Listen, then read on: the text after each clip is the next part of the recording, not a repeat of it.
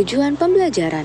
Setelah menonton video ini, diharapkan dapat memahami pengertian, ciri-ciri, dan contoh dari konsep berpikir dalam sejarah.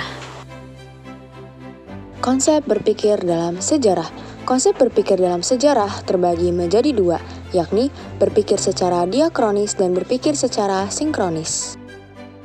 Pengertian berpikir secara diakronis. Diakronis merupakan suatu hal yang melalui, melampau, dan juga melintas batasan waktu tertentu. Diakronis ini merupakan suatu cara untuk berpikir dengan cara runtut atau kronologis di dalam menganalisa atau meneliti sesuatu hal tertentu.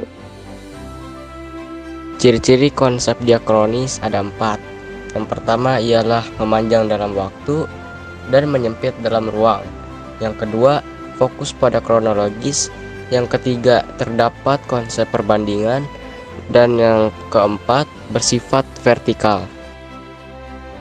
Unsur konsep diakronis, yaitu periodisasi dan kronologi.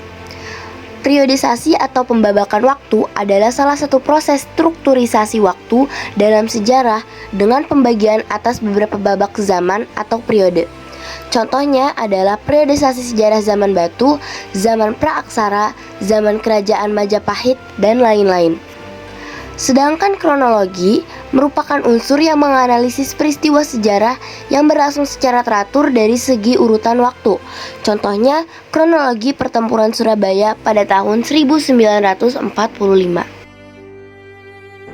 Pengertian berpikir secara sinkronis. Berpikir sejarah secara sinkronis berarti berpikir meluas dalam ruang tetapi terbatas dalam waktu. Pendekatan sinkronis biasa digunakan dalam ilmu-ilmu sosial. Sinkronis lebih menekankan pada struktur dan hanya menganalisis suatu kondisi tertentu.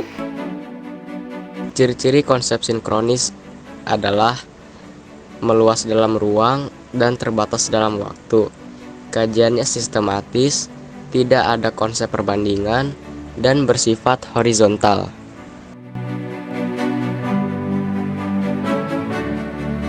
Contoh diakronis. Yang pertama, Perang Padri.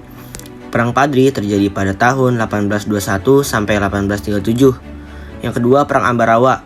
Perang Ambarawa terjadi pada 20 Oktober hingga 15 Desember 1945. Yang ketiga, ada Perang Surabaya. Perang Surabaya terjadi pada 27 Oktober hingga 20 November 1945. Dan yang terakhir, ada peristiwa Tanam Paksa. Peristiwa Tanam Paksa berlangsung selama 40 tahun dari 1830 sampai 1870 di Indonesia.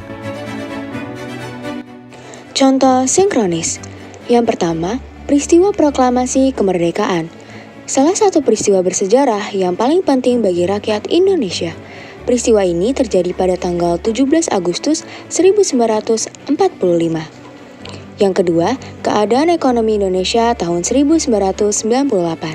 Pada tahun 1998, keadaan ekonomi Indonesia sangat terpuruk. Banyak hutang perusahaan dan negara yang jatuh tempo, sehingga banyak perusahaan yang gulung tikar, dan juga terjadi kerusuhan di berbagai wilayah. Kesimpulan, dapat kita simpulkan bahwa dengan mempelajari konsep berpikir diakronik dan sinkronik, kita akan mampu menguraikan ruang dan waktu suatu peristiwa sejarah, sehingga akan membantu proses interpretasi yang tepat dalam rekonstruksi pembuktian sejarah.